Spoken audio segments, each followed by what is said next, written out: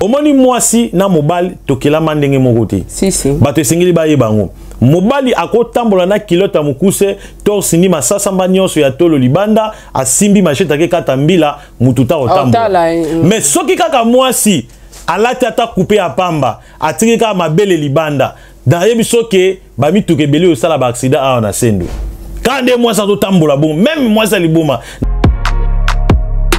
mama te belele kaka mama sokola boye mama sala boye nyonso boye toujours basala kango solution ezate likambu ya rapport sexuel likambu ya kofandisa mobali na yo avant d'apenda alinga yo azulo bambanda te eza makambo ya spiritualité mibali ebelele lo ozomona bakoma ba impuissant na mbetu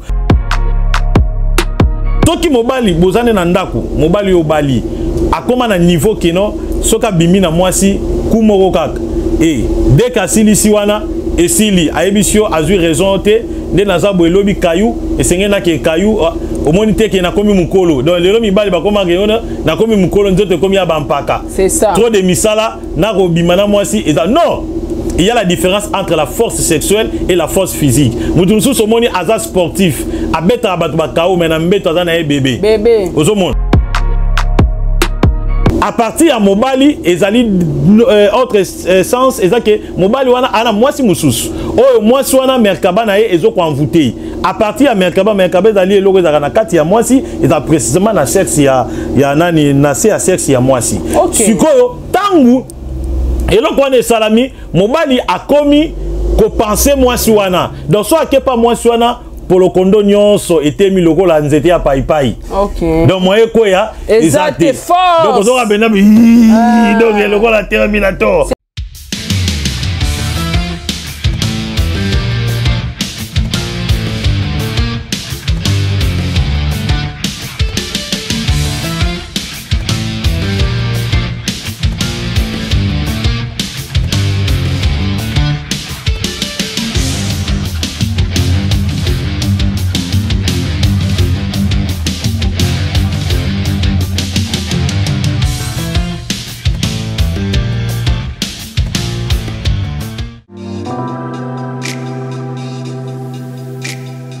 Shalom, bien-aimé dans le Seigneur. Kombonanga Ezekiel Matitika, Naza prophète, Oyo Yesu Abimelanga, le 26 juillet 2010. Apesanga yi don, yako sambe la pona baka compliqué. Baka nyonso Oyo médecine, même européen, même africain et limbani nango. Maladie ya mbasu, obelaka maladie moko compliqué, maladie ya bondoki, maladie ya hernie, sida, PC, tuberculose, diabète, rhumatisme, kimie ezate na kata libala.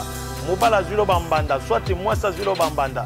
Odana maladie nyonso oyo minganga ya mindele balimbai nango, même ya Afrique balimbai nango. Oluki ba délivrance, oluki nyonso ko sala, otindi même ba offrande obikité. Na bengisi yo o contacter numéro oyo plus 243 97 76 24 404. Et ça numéro ya prophète Ezekiel Benganga na ko sambela pona yo et puis na ko pesa yo prophétie parce que Dieu m'a donné ces dons là. Okobika na kombo ya Seigneur Jésus-Christ. Guéri, guéri, guéri, guéri. Au nom de Jésus. Na kombo na Jésus. Na kombo na Yesu. Bika. Guéri, guéri, guéri, guéri. Mbote na balandi nyonso ya Saratola TV. En tout cas, merci beaucoup. Na bino nyonso bandeko oyo bozolanda ngai Saratola na moment oyo. En tout cas, un grand merci pe na bandeko nyonso oyo bosutena kanga et puis yo bokomela kanga bozo sala ba remarque, bozo pesa ba point de vue na bino et à la rende boye. En tout cas, un grand merci na Montréal Enoch Mata derrière la caméra. Pourquoi pas na Montréal Gucci Sinda, na mon équipe technique Mobimba, na mon Paulin Kendi, na moni Mama Brenda na côté à Fondation Saratola et Fondation Nabiso Zara pour na ba orphelin, pour na ba enfants abandonnés, ba famille Sundola, ba parents ba Sundola, lokola ngai Saratola, tozala rawana na moki onzamba pesa rabiso pour na kosunga pe bandeko na biso. Voilà, un grand merci na ba sponsor na nganyon so alobi boutique Samion. Hein, en direct de Belgique. Moi sinon sto alinga bongisa makiki na e acha manzaka basala e ba micro shooting OK mbangu na institut Samion ezali bongo na Bruxelles bokomo na publicité ekoleka na écran.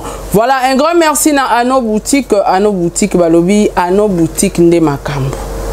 Donc sur le côté na site internet lukaka à nos boutiques redécouvrir de quoi Saratola parle. Alors merci beaucoup na groupe WhatsApp nanga mobimba ou etalaranga ils ont accompagné nga vraiment président bébé, maman Mireille Lufuma, maman Nathalie, Eliezer Nkanou, papa Edi, Edwige Kalala, Pamela Kabea, en tout cas boza vraiment ebele bino nyonso tout et na pesi bino nyonso tout bambote na lingi bino mingi. Voilà, sans oublier mon chéri papa Diego Milito, un grand merci à toi aussi et un grand merci à ma grande sœur chérie là où tu es, des gros bisous et à mes enfants.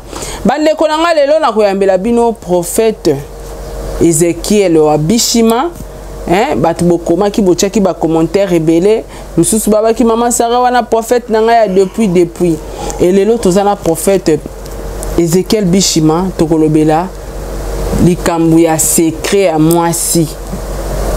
Ndenge nini bakangaka mobali toko découvrir ba secret ebele papa ko pesa biso vraiment bokundoli o ekosala ke ba mabala ebele ezwa mikakatano te pe ba mabala ebele o ebebaki ko akozonga papa lobi ya zongisaka mabalo ekufa mobali akima yo akozongela yo ba stratégie wana tolingi to découvrir yango elongo na bino bo like déjà vidéo o bo partager yango. En tout cas Montréal soki vraiment ozali loba moko na nga ofungwela biso plateau. Donc bonjour prophète Ezekiel. Oui, bonjour maman Sarah Tola. Merci beaucoup papa. Bonne santé. Oui, santé et ça vraiment malamu Nzambe azobate la biso. Toza malam kana rythme ya ko bondela nde tozo bondela pona ba via batu et puis pona mboka na biso. Amen. Merci. En tout cas, merci papa et lelo pinaka ndenge na uti koloba na bande ko na biso ndenge to solo laki lelo ko ela bango sujet ya ndenge nini kozongisa bolingo na papa. To libale kufaki ndenge nini okoko zongisa mobali na wana kima yo zongela ona ndako parce que ça na base belé bakolanda biso bazape ba victime mibali bakima mibali basundola bana mibali baboya bango misusu bazape na kati ya procédure ya divorce pona nini mes attentes koyoka nezala kite kasi balanda kyo na émission nango lobaki te koleka lisusu na chaîne nanga pona kolakisa biso ndenge nini ya kokanga mobali na yo biso toyebi bakanga mobali kana nzela kisi mais toyebi te papa eloko nini susu yo memeli biso bana basi surtout ba maman. Voilà, c'est vraiment une très belle question. Nani d'abord to sambela. Zambe to pesio merci. Pambola chaîne oyo, pambola mutunyo sozolanda biso na kombo Seigneur Jésus-Christ. Sujet oyo et pambola bande ko nyonso bazali boso ba télévision na bango. Pe ba oba ko partager nzambe pambola bango. Amen. Amen. Merci beaucoup maman Sarah. Sujet wana question obotu ko tuna ndenge na yoki ndenge bolobi ke kokanga mobali ou bien kokanga mwasi parce que ndenge batebele balobaka ke apaka kisi ndeko ekosala ke mobala kanga mbe mwasi akangama.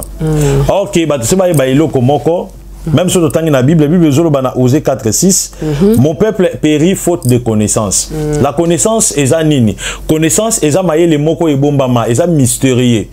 Eza mayele moko ezali caché eza secret. Siko esengeli bato basala ni ba découvrir yango. C'est ça ce qu'on appelle la connaissance ou bien la révélation. Les lozo mona bato ba otambola na ignorance. Prenons d'abord un exemple. Au moni mutazo sambela. Azo sambela chrétien azo bondela azana mobali na ye.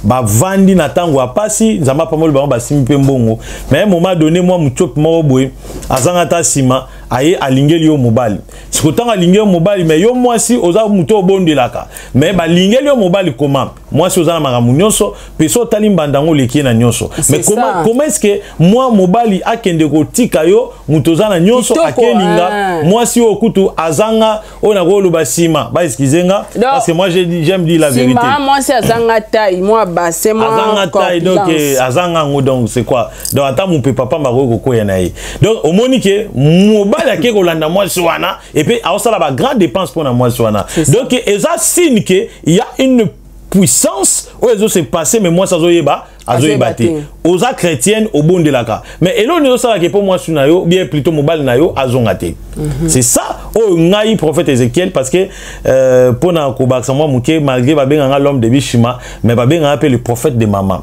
donc na pena na souci musakoli ya ba maman musakoli ya ba maman donc mwana ba maman nazaka na souci makasi ya ba maman tant na yo kaka maman azolela maman mwasi nyonso babi mwasi azolela mobali na tikiye mobali na sundolier yana basi musu mwana mobali asundoli na mwana ya 2 mois mwana ya 3 mois ba musu mwana voire même mwana zemi ya 5 mois mobali asundoli akelinga mwa fille moko boye quelque part okutata kitoko te donc tant ce qu'on a yo kaka bongo et j'ai prié Dieu na isa nzambe na posa na aider basi de nzambe apesanga ba révélation presque ebelé batnyo so benga na poto surtout ba mama o bazana ba domaine wana vraiment na idaka bango na kombo ya Seigneur Jésus-Christ kisi oui qui s'ezali mais Satan apesa ka umela raté Satan a repesa na ba condition ils ont basi mususu mo ba pesa ba condition ozwa matière fécale o ba benga nyei lesa mobali non oko sala ngote mais oyo skonza mba révéla ngai oyo papa ko yiko sala oyo mama pa ko yiko sala et osala ke bango mbale bazala rattaché et loko liboso mama Sarah omoni mwasi na mobali tokela mandenge moko te si bato esengeli baye bango mobali akotambola na kilota mukuse torsi ni masasa mba nyonso ya tolo libanda asimbi machete ke kata mbila mututa otambola mais soki kaka mwasi alati ata couper ya pamba atiki kaka mabele libanda dans yebiso ke bamituke beli osala ba accident a na sendo kande mwasi azotambola bon même mwasi liboma na mona mwasi mo liboma bulumbu aotamba mutakala mais na yebiso ke ne bato batelema oh taka liboma ya mwasi akreya embouteillage masa liboma oh liboma ya mwasi akreya embouteillage batata batelemi ngamo na mituni oh bon ngapi na telemaki mais na telemaki na makanisa olula ete OK somona ngana telemaki na tala na yebo juste c'est quoi mais na mona pena batata bakata ba moto mama mutu na chipe na kata moto po atala kaka liboma wana zana nini lelo ozomona mama kitoko mobali a commission lokola camarade na yo bozola la mbeto moko bosali 2 mois 3 mois papa simbaka yo te vous trouvez ça normal bokomi lokola oyo mwana liboso oyo mwana mibali bolala rassemble et comment kaiba mabale bele papa na ngana kati o maloba te comment ka kiomona papa uti musala ye mama servir papa lié papa sukoli atale msuba na seki muke atali télévision muke allez papa ke amatina mbeto alali mama petanga otika la tali moi ba série na ye pas sukola bongami amatina mbeto alali au mona pe 1 mois plein ba vandi wana eza normalité eza normalité parce que yango loko nzamba ye bisinga ke na cité et puis na laksa ba mama nini ba ko kusala ba mate ebele le kaka mama sokola boye mama sala boye nyonso boye toujours ba sala kango solution ezate likambu ya rapport sexuel likambu ya kofani sa mobile na yo avant d'apenda alinga yo azulo bambanda te eza makambo ya spiritualité mibali ebele lelo ozomona ba koma ba impuissant na mbetu donc akoko vanda na mama na mwasi na ye ba vanda lokola bandeko ya na leki mais soki akena si mususu ba force tu ebimi ezaka nini yango na tout na papa ba mama ebele bisika bozana banza boza ko se retrouver hein prophète ba mama prophète na biso ya ba mama aloba ki déjà na émission to sala ki na maman Sarah na koya nga naza mwana ba mama naza prophète ba mama na koya pona kote ya ba mama pe ko lakisa ba mama ba stratégie nini ya kosala pona ko batela mabaya na biso e yango na ningi na tuna pena motuno yo oyo etuna maka na batu nyonso ndengo uti koloba esala maka ndenge nini ukomona ovandaka na mobile na yo akoma osuka kana na un coup au mona mususu pe bosala une semaine mobile sentiment ezate po ya kosimba yo ata ezate ato simbi pe au mona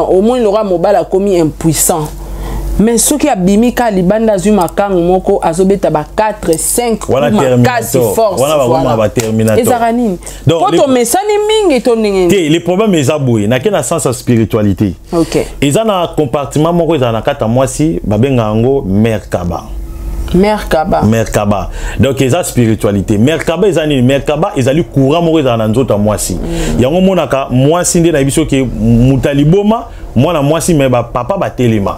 Eza Merkaba eza puissance d'attraction. Siko soki papa bovandi na mobile na yo akomi na sens ke bobetine 1 mois sans pourtant asimba yo, 2 mois sans pourtant asimba yo, cela veut dire mobile wana eza na mwana mwasi moko boye oyo Merkaba ya mwasi wana e envoûté mobali.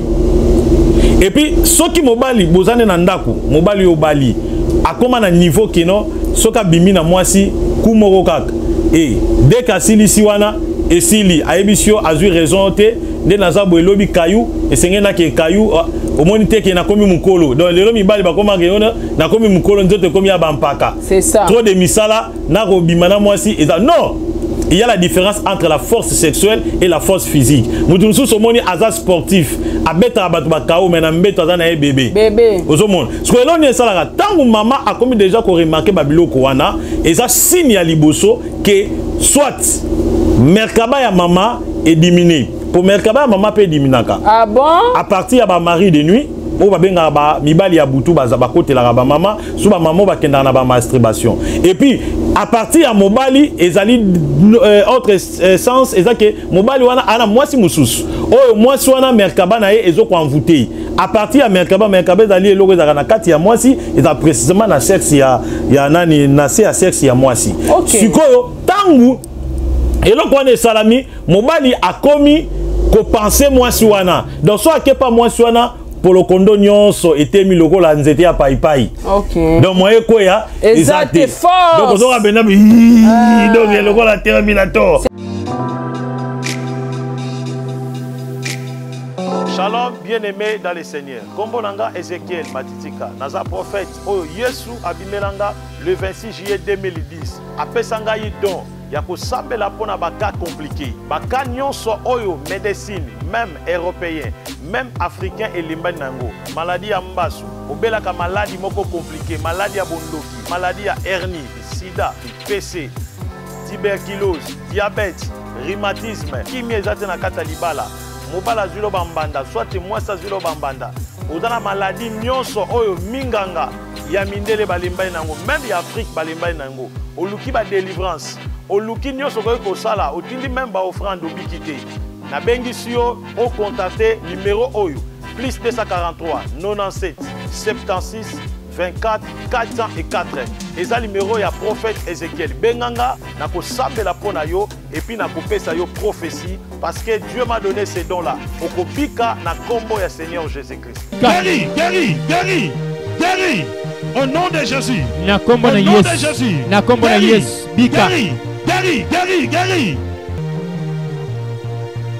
Ça. Mais devant maman boye et loko ezate donc soit matika mukebo moi j'ai délivré un papa n'a bika papa so na ngina bina libuso maman na ngina bina boye borekoi na ngina bina boye borekoi ngana bisie papa ya to sala na sala papa na délivrance OK papa wana nenga zolia mère aliaka mère aga fille mo avant na ne libanda parce que fille wana na komisaka ye so tant azolia mère azo raisonner fille mun ko la raisonner fille wana te libuso maman il faut koya donc maman comment lokola muninga et j'ai compris que Merkaba ya maman eza déjà détruit. Vous comprenez maman. Donc ça veut dire que maman azola nangai nana souci na bino mobali na yo bonyo kwami bokolisi bana na pasi ndenge tolo ba mobali atika yo akimandako ko hésiter te soki to sa l'émission poto tel soki wala problème toi ki toko moi si akala zalaka te moi si nyosa zalaka asika moi ça taboti bana 10 azaka asika donc le problème ezawana eza problème ya Merkaba na yo nde ezali détruit.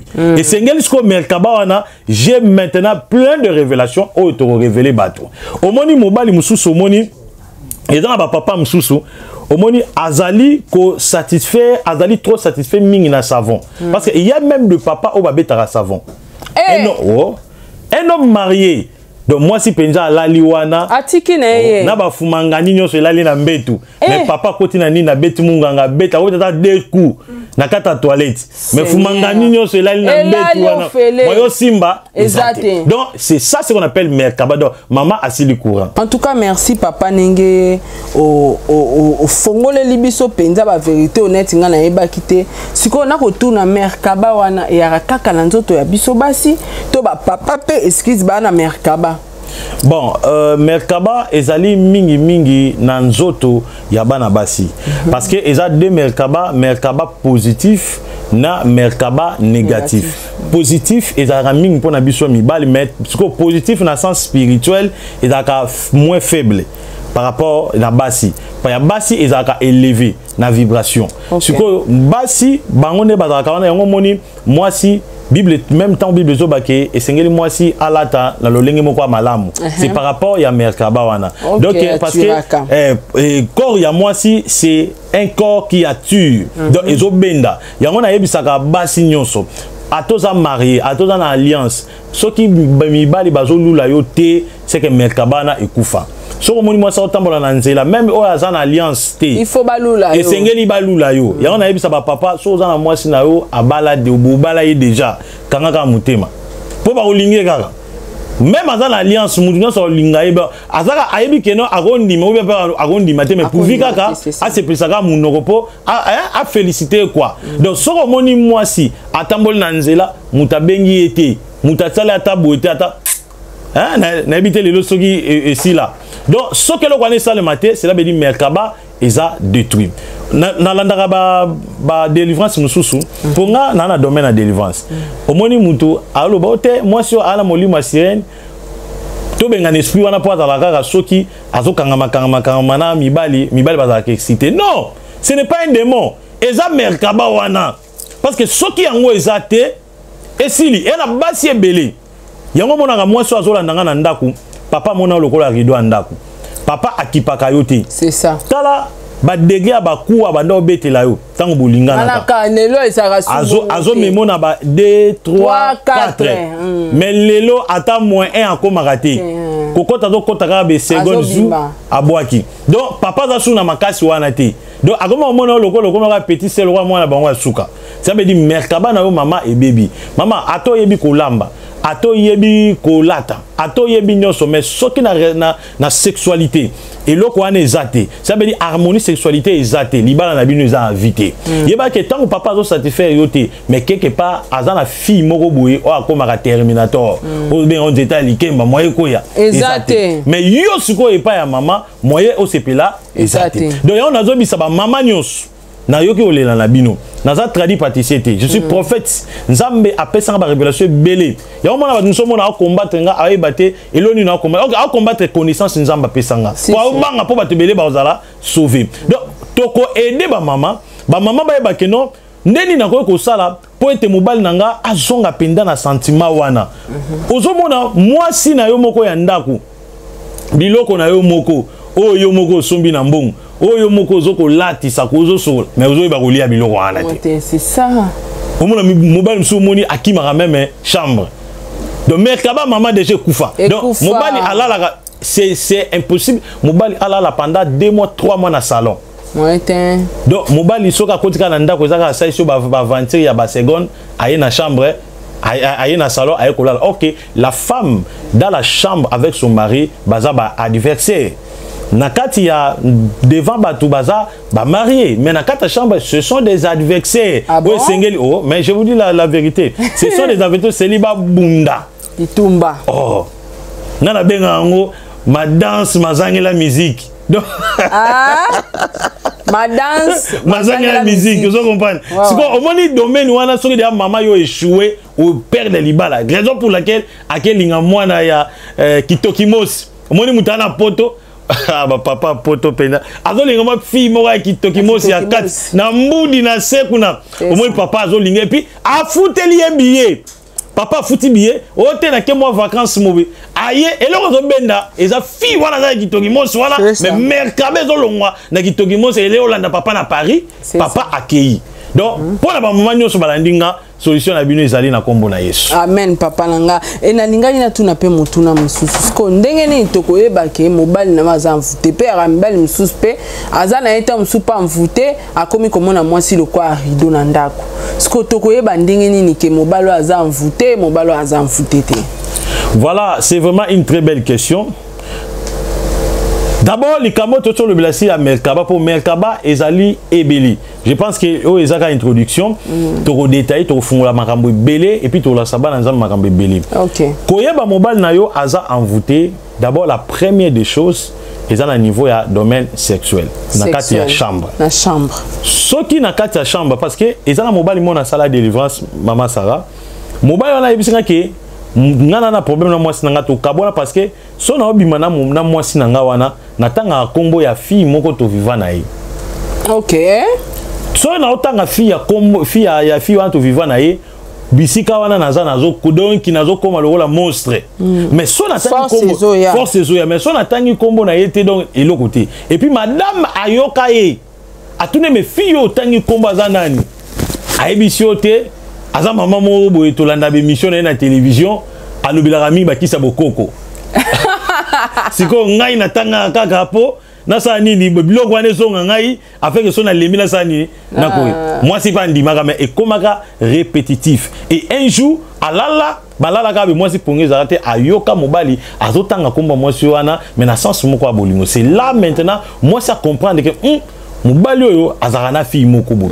Omoni ba maman so moni mobile na yo ki azan voté ya liboso pe otala ya liboso na domaine sexuel ya mibali o mona ka mobile na yo téléphone na yo kota na code o mona code wana koti wana ma code wana ayebisaka mwasi te comment bino boza marié boza na ba code différent moi ça za na code mobile pa na code c'est 6P et puis ezalaka soko tali ba numéro tala bien ba numéro misusu au monde est masqué et puis era mibali misusu baza mayele makasi a solé na moi ça soit assis à bloquer à supprimer numéro mais na carte mémoire numéro fi wana ezali ayebi ba r nini oye asololaka et puis mibali au monaka au moins na kata ndako azokima kimo te na bimi nazoya ya bima kaka kota zo kende to yebite confinement pezali ba misusu na Paris wana 20h bakangi biso na kini ba 22h bakangi mais ozo mona mutu azobima kaka azokende wapi donc eza ba signe que eza na Merkaba o moko eye ko détruire papa koti na kati ya Merkaba ya fi wana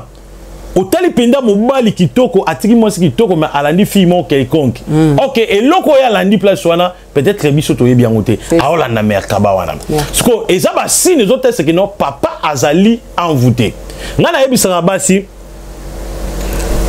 kocha mobali surtout mobali oyo bali surtout ba maman ba marié yeba ke ndenge obali mobali wana bokangi ba photo bo publier na internet nous sommes des mariés yeba ka été tu as une affaire avec plusieurs femmes dans le monde et la deuxième chose ndenge mobali no abimaka faut sambelaka pour akutana na ba fille okuta baleki o mama o baleki na kitoko baleki na moralité baleki na mambo ebele tanga akuta na bona ba misala zo kende wana kozonga akuta yo mwasi mama ata mibongisa ndenge nini oza bien serci tout consort mais ce qui Merkaba na yo ezate mobali wana koto akendaki wana kutena fimo kwa envoûté na Merkaba na ye yeba ke yo mwasi oza inutile yango mona ka ba tuna mobali mais yo mwasi na yo foyer na yo ya kitoko bana bango ya kitoko boboti ozo lukani ne pas mikuwa wana c'est ça mobala koma ga lokola zoba parce que eza ne loko déjà à côté donc eza ba signe tant papa a perdre raison papa zo symbole sous maman te papa kimio papa alingi li sous ressentir yo te azo komiso bisika moi zo ko magaté yo mona pi bolingo mobimba moi ça mobale ba na chambre ba ça rapport na bango mais bizi ba pesa na raté vraiment eza la bizi ba pesa bizi oyo ezali première o ba benga ngo ko liambanga ezali première ba benga ngoni première étape ya makambo nyonso mais omoni sina bolingo omoni papa ayebi atandenge balesaka mwasi alia mwasi mbanga te alia mwasi mbanga il y a 2 ans 3 ans ba msomo na 8 ans ote je n'ai pas le temps tout ça bang je n'ai pas le non mais papa s'en foutait donc papa boy maman boy soko dans la kawana soka obenginga toko sambela et puis na oyebi so nini ko sala papa ozonga et puis ko séduire papa donc yo moko banaka ko kimaka chambre na elisi yango nde basi balingi biso ba mama tolingi mais papa ko exception siko méthode nini pe toko sala soki papa neti akomi envoûté ndengwana toko désenvoûté ndengeni voilà d'abord na ko nyonso na olobate mais on peut saka formule moko ya muke kaka ya muke kaka formule moko ya muke omoni bolingo. Parce que nous avons des sortes de l'amour. Tout l'amour philéo na amour agapao. Amour agapao eza bolinga nzambe o mutu alinga nzambe. Amour philéo eza ozolinga mwasi, ozolinga ndeko, ozolinga mutu yo sepel na ye. C'est ça. Sikoyo eloko wana nde na so lobaki no eza na mutu mususu mona azolinga mwasi ka pour la sexualité mais azolinga peut-être moralité à mwasi wana. Sikoyo soki yo papa ou bien yo maman aurait remarqué que mobali na yo aolinga yo te. Aza sous na moralité te mobali akoma okatelo ba mangala mobali aklinga ku te ke bofanda au moins na kiti bo mona moi ça fani koto mobali akefanda kuna ba jebo bana ko sala na début bolingo za sous te moi sorti to no lia moi mboge moi nini moi loko bo ezali sous te donc bokoma neti ba mbeya mbeya donc libale koma lokola libale ba kache donc bonjour ku te za la kate. Donc moi si papi ça va vous allez bien Gisèle ça va vous allez bien ok ça va tiens bien on alia alia si c'est allez papa qui beta mitendo donc en attendant que tout est que chérie bonne santé journée les gars ce qui déjà est là qu'on a remarqué yango bolingo kufi pour la cause sans papa la première des choses na kati ya mutu que ce soit mobile que ce soit moi si tous à gérer na 4 éléments de la nature. 4 éléments de la nature. Le premier élément est la moto.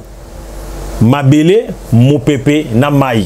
Donc, mutunde ngazabe a 4 éléments. Yango mona ka muta tamboli minga toki abimisi mai parce qu'il y a un élément ya mai. Mutu soka kufi akoma mabele na kata cercle akomi poussière.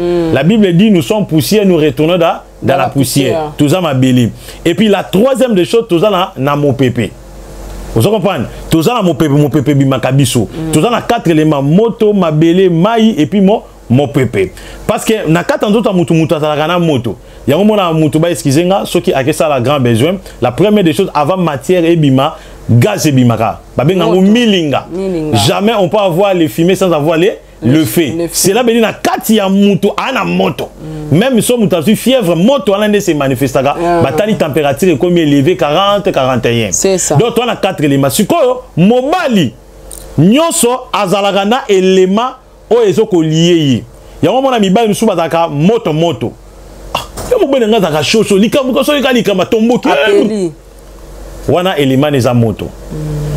Wana opesa muke moi secret muke. Mibali musu bazalaka malili atali kama grave azonga lokola mwasi azanga wana bamo bengele mbele donc yene ngaza wana azali na elema ya mai ezaka kimia misusu bazali elema ya mopepe mopepe baza batu moko boye donc bazwaka balobaka trop bazwaka décision ka bu aloba dans les vagues calculer te bakope okanga ye donc mopepe bamsu bazali mabele ba bato babombaka makambo na mutema donc ata moni likambo ata boyebisi likambo pesa bana conseil besala boy afai nae etaliete asa makambo nae bokende classe bo sala boy donc 4 éléments siko okoyeba élément nini ezoko influencer mobali na yo soko découvrir que non mobali nga za muta chocho a muta moto élément nezali moto. Alors, qu'est-ce que maintenant on ça la pour au neutraliser envoûtement et dans la carte mobile. Na pesi bandeko formule oyo. Na carte nzota mutu à part élément oyo izalaka plus volumineux ezali élément ya mai parce que na carte nzota mutu na 80% ya mai. Pour so mutu mai esi na nzoto esili akufi. Mai ka otomelaka oyo ezoko caractériser élément de la santé mai yango mona ka sotali na Bible ba prophète na biso nyonso baya na Bible ba no guéri ba travail mai de l'eau même ba prophète Élisée tout monde ba Moïse tout monde ba prophète presque ebeli mai oyo soko zu mai ozu bassin bassin peut-être ya vert joie mai tcha mai ezo couleur ya vert ya bassin ça veut dire mai ezo ka couleur ya lolenge nyonso oyo zali ko loba so zumai lelo na pesi même conseil bandeko balanda biso so za na kanda éviter komela mai Parce que ce que la maille n'a qu'à comme ma malédiction. Ok. Oui, parce que maille est aux kandawana. Pour maille ça la couleur et ko imiter ka oyo zali. Oyo za kwa kutika tinayo. So dans poso pambwama, makamni funga marabien. Zaka na habitude ya komela maille aux ana esengo. Ah, nani ba projet na simba, nani makamno sono sale simba. Zoka vers maille mela. Soko meli bongo keka ka faire la yo. Batu ba lobakeno ah te fille wana za na ki? Na kisi. C'est ça ce qu'on appelle la connaissance. Jésus-Christ est guéri. Moi, je suis chrétien. Jésus-Christ est guéri. Jésus-Christ donne tout. Mais il y a les auxiliaires de la solution. Oh, il y a Nati. Alors, maintenant, ce qui m'obali, à envoûter, la première des choses, je vois maï. Avant servir maï, wana, je vois combo papa loba. Na lingi, mobali nanga soko mina flori. Soko za na se envoûtement, ya fille mususu à partir lelo. Longa na se envoûtement wana au nom de Jésus-Christ. Au lobio. Au saki penza. Nicolas mai wana. Allo pesi papa. Pesi papa, mais là tant ozo pesa yé. Et loko ko sala linga misu na yo mwasi et mona misu ya pa. Ya papa. Ata quelques secondes soko moni yebo au pesi mai. Papa tanga zo mela mai wana pa. Papa yoka comme si que loko mobe ayoka liboso ayoka na mawa. Et après awebi so chéri limbisanga. Na oto dobe fi moko boye libanda kuna. On a yek penza on limbisanga. Et na minute wana papa ko bimana yo. So abimi na yo et si parce que merkaba na yo et c'est nini et bendi papa et c'est kui. Donc on est dans la première formule mais il y a beaucoup de choses autour le bana deuxième partie. La deuxième partie. OK. En tout cas merci beaucoup papa. Oh pende zalora classe to ko kota penda classe to mesana na ba cours oh pona ba maman et ko sala bien parce que tanga kala to eba eka ke pokanga mobali focus. Mais lelo to ko découvrir makamba ba merkaba, to ko découvrir que l'eau c'est la vie donc l'eau et ça comme ma ezo sala makambo ebele, to ko découvrir pe que mai et des envoûtaka ba papa. Alors tout cas na des questions pour to clôturer émission na biso bakanga mobali ndengeni. Voilà. Wana na lobela on a sens ya banganga. Parce que na sens banganga ezali ou bien na sens ya spiritualité qui bonzambe. Biso na spiritualité qui bonzambe bakanga mobali ndeni. OK, ba maman bazana ba mabali na bango na bandaku tozotala yo nanga moko to lobake ah olina ke nanda ko ngape na batumsu bala panda inda ko nganga kota te. Est-ce que azoluka pe moyeni ni akangela mobali na ye pas protéger pour aye molongani. Toko kanga mibali na biso ndengeni. Voilà, vraiment eza vraiment formule la plus simple. Formule la plus simple OK mutaro sala yana basi musu balanda biso akota ba jeune abondela lela akota asala bo frane Yesu sailanga mobali wana azalaka yanga azongela ngai problème bat fo ba ibelo ko moko Yesu makambo batali makamba bolingo akota kangote. OK. Pourquoi akota kangote parce que depuis aponela Adam mwasi apesa ye tangu Eve asumuki batuna dame yo olembu mapona nini ayebisa nzambe mwasi oyo pe opesa kinga yango mona na yebisa ba pasteur so moni mama sara moni pasteur ayote pasteur ba célibataire ou baba la raté bon mona waya indumba pasteur moni ka bala raté biko te ngande na zabi na bala raté na luka nzamba révéler ngana mona mwasi lukuta il faut yo ke ndoloba linga mwasi pe luka mwasi ya bien olingi obiki chéri na lingi yo c'est ça so boya boy so ndimi andi Animi. Ote na la na pongi nzamba révérend moi sinon. Wana orelinga demo pamba. Et sengeli yo bimisa liloba nzambe makamba bolingo akota kangote. Siko nzamba apesa ka biso ne ba signe et puis mayele oyo tokoki ko exposer na bandeko. Mais na oyebisa ka ba mama boye. Mama nyonso ana souci mobali na ye. Ke mobali na yo atika mwasi wana ya kala. Mobali na azala na yo. Même abota namba na mwasi moko ba komiso libanda. C'est possible mobile wana zala ya yo. Na na senga na bango, au moni oiza télévision, on ne peut pas étaler toutes les formules. Na on senga ba contacter le numéro nanga. Oiza plus 243 97 76 24 404. Na repesa bango conseil wana parce que naza prophète ya ba mama. Wana na bato pe na question nanga suka na sangsango mbala moko na biso to bandeko ba olanda biso mibali bakima bango ba na posa mibali na bango bazonga. Donc na bango na bato balingi bakanga mibali na bango. Oko yebisa biso ni to contacter oka na privé to stratégie mususu ça les ali. Voilà, bon, d'abord de 1 na ko flasher bango pe de 2 ba contacter nga na privé parce que numéro de to chabu izapo ba to ba contacter biso et puis total ça ba nini oyo et sengeli ba sala. Et puis na oyebisaka ba mama boy, mama boni bato abakisa bokoko combien de fois osoma bakisa bokoko baka ta mususu obebisa nzoto nayo ote mama baka eloko boy ote mama baka eloko boy lukuta lukuta combien de basi babaka mais mobala zaka mobulu au fil et à mesure zo baka yazo kende au fil et à mesure zo baka yazo kende eza nango na solution moté la solution la plus facile ezali esengeli oyeba est-ce que melkaba na yo eloko nzamba chakat no isalaka ou bien salaka te. Soki tabalali na pondu esika moko taba allié pondu te c'est que pondu ou bien taba soit taba azana kwiti ya lotoko ou bien gene ou bien pondu wana ekauka soit mama za pondu esa nini ekauka mais ngai na pesa une formule plus simple ou bakosala to ko activer merkaba ou ko mageno papa da mkolana soki azaya kotonda te aula na ndako te pozo ala na ndako bitumba obunda azangeli force. Donc c'est un peu ça. En tout cas merci beaucoup voilà papa. Voilà, promettre ba na prochain numéro to relaxa ba ma mususu. En tout cas merci beaucoup papa, vraiment émission qui toko pona ba maman prophète Ezekiel, prophète ba maman, prophète Wabishima azali wana pona biso bandeko nanga bino pe bato bokota biso bozana mituna bokomika baknase ya commentaire to contacter directement prophète to komeli penga maman Sarah pour la prochaine émission to kozala na papa awa to ko beta lisoso lisolo ya makambo etali bongo libala lobi nzamba révéla qui est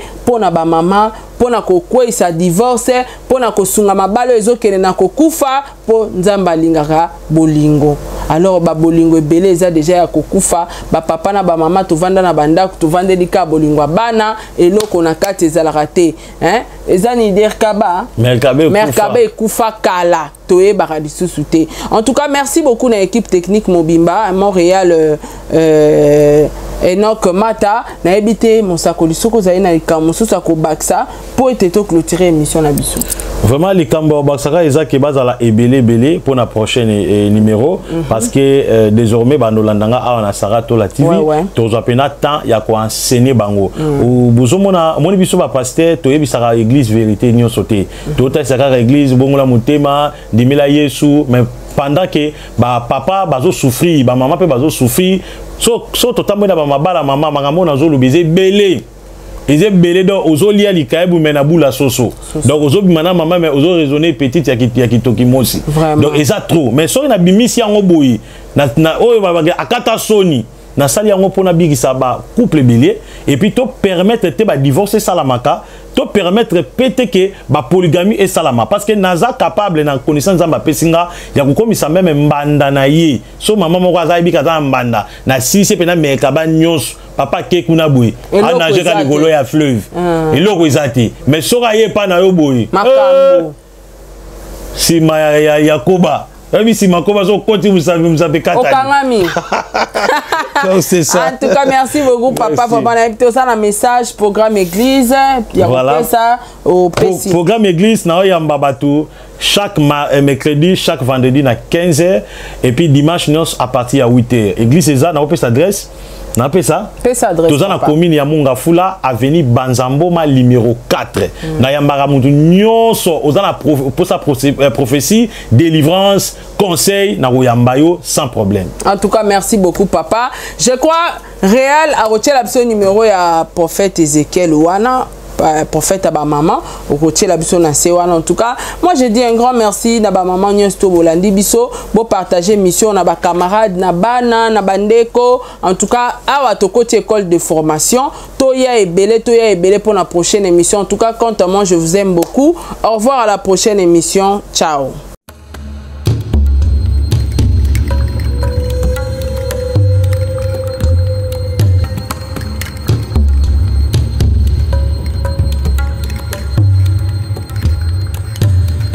Thank you.